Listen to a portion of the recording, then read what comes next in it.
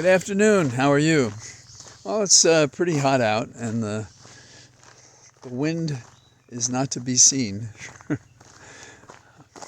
I think of the stories that are going on, aside from the campaigns, that the Supreme Court is still one of the most important stories. I don't understand those people who say, hey, look at all these agreements they had on the Supreme Court. But you can't ignore when you have sensational cases like affirmative action and you get the wrong decision. You can't ignore a case in which they say, yeah, you can discriminate individually based on your individual religious belief, although we've been fighting this for years so that this was outlawed and even stated so in statutes. You know, that kind of thing. It's interesting to look at the composition of the court now that they have some past decisions that give us an idea of their track record. And looking at the three liberal women, Sonia Sotomayor, Elena Kagan, and Ketanji Jackson, you have a hell of a battery there. It's powerful lawyers, authors, believers in what matters, restrained by precedent and tradition, hemmed in by an historic concern that the court take positions that the public should understand and support, and in large part because of recent changes, because we've had this law for so long. And it's striking to me that when you have four women on the court speaking about a woman who doesn't seem to get it, Amy Barrett, you have four women on the court, and the most backward-moving decisions have come when we've had so many women on the court. It's pretty interesting and disheartening. And unlawful and violative of judicial principles and judicial temperament. In this regard, the law should move slowly to expand based on changes in fact that make an earlier precedent not quite on point. And so then you have to decide how the law proceeds from that. But we've had law, both affirmative action and the overruling of Roe v. Wade, that had enormous precedents over years of these issues arising and a court trying to develop how that meant. Now that said, I think that we can be proud of the liberal wing of the court because they may save the court as an institution, whereas the other members of the court, including the Chief Justice, who will bear the mantle of the failure or success of the Supreme Court as a court. But let's talk about Ketanji Brown Jackson for a few moments. She is going to be writing dissents. I can see that. And she writes brilliant dissents. She is present. She takes fair shots. And I think she's too much better than the gang of conservatives of, Gorsuch and Thomas and, of course, our Irishman, Kavanaugh. So we have to look at what she says. Now, for example, Thomas, who thinks that we should be colorblind in all cases, that's the answer to the problem of discrimination. And Jackson said, deeming race irrelevant doesn't make it so. And I think I'm pretty much paraphrasing her or stating it exactly the way she did. And of course it's true. what have we been struggling with? And the thing about Thomas is he has to try to deny that he got some favorable consideration to enter Yale because they had an affirmative program. He says, I didn't know anything about it. But there has been confirmation since that there was something like a 10% standard that they were trying to apply then. And you have to understand, a school like Harvard, and they say the Ivy League, and I do know there was a lot of pressure at Columbia where I went. The numbers of people who apply for the few positions that are available is enormous. And I think I mentioned before, in my class, the pressure came from women who had been, in my opinion, and theirs I'm sure, discriminated against as becoming lawyers, and especially trial lawyers. And I saw it up close and personal from the extraordinary women in my class when we moved from Columbia Law School and were looking to hold positions as law clerks and assistant U.S. attorneys and other jobs. So this is a real thing. And it's certainly true for persons of color as well. And so to say, oh, we'll just be colorblind, well, that's just not realistic. And that's not solving a problem. When you have one of these positions in government, one of the challenges is how do you resolve it so that it is good law and good government and addresses the wrong in such a way that the general public can embrace it.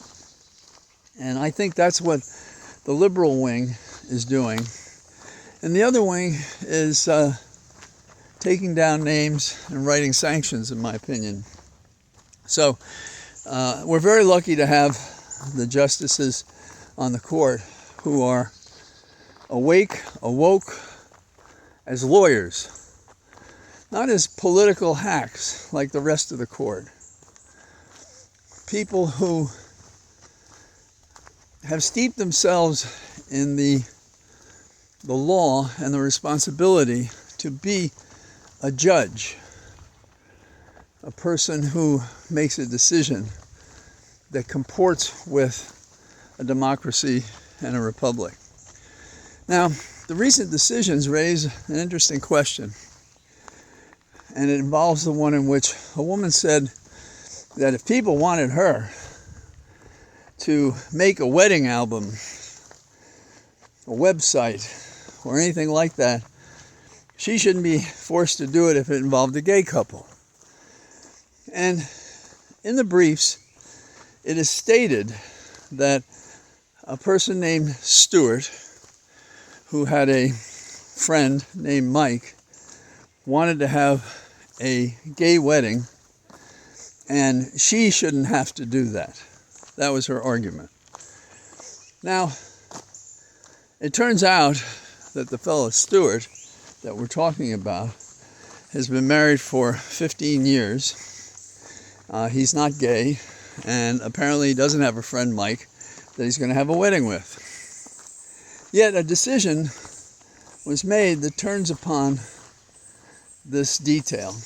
Now, besides it being misleading, a lie, or at best some sort of fabulous mistake with the emphasis on fable, what we have is a Supreme Court decision based on a hypothetical rather than on a dispute ripe for decision, meaning there has to actually be a conflict, a dispute, in which two sides argue for their respective positions, and that legal question is before the court for concern. And there's also the question of standing. If I am going to put up a website or have a website, and I'm going to say gays need not apply, well, then it should be more than you just thinking it in your head. You know, the magic of the Republicans. I'll just declassify it. I'll just imagine that a gay couple wants me to make a website. So what should we do about that? Well, that should be rolled back. That should not be the law. And we already see some resistance in it. At the very least, they should chill that decision and send it back to a district court to find out the facts about the Stewart flare-up. And finally, I think it's interesting, in Arizona, the Attorney General, she looked at this decision and she said, and the decision involved, supposedly, a woman who didn't want gays on her website in Colorado. So the Attorney General in Arizona says, we have on the records, on the law, that you may not discriminate against gays or gay couples. And so if any of you are being discriminated, let us know. Because, and she didn't say this, but her position is strong to the point of saying the Supreme Court can pound sand. This is the right decision, and to choose another member of the liberal court, she invokes Sotomayor's reference to this entire dispute as wrong-headed, unfair, unconstitutional, to think that someone can, in their religion, stop others from being free because they have a veto over their right to be gay and to have a marriage. So that's kind of my take on the Supreme Court. We're in a very bad place because the law generally has suffered in recent years because there are those who are prepared for insurrection, to change the law to suit what they want, not what the representatives of the people have been empowered to do, but what they, a minority, an active minority, want. And lies are comforting to them if it gets them what they want. Ignoring the law or misstating it, as Trump does, is another aspect of what we face on a daily basis. So we have to call the system to task.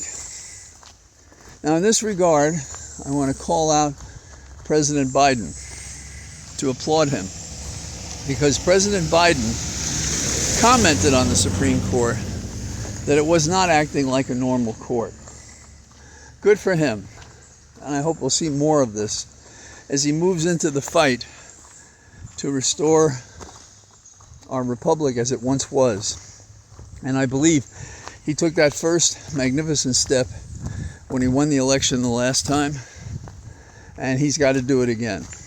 At the very least, he's got to win the election again and send Trump to the dust heap of worthless individuals who misled a nation and compromised its central values. And he didn't give a damn who he was hurting because he only cared about himself. And we have so many people, a majority, no, but a minority that's active, who are prepared to throw out what we fought so long to have, going back to Independence Day, which we celebrate tomorrow. So that's what I got. So I hope you had a good day today, and we'll probably talk again on the 4th of July. And I say goodbye from my Cathedral of Trees. All the best. Bye-bye.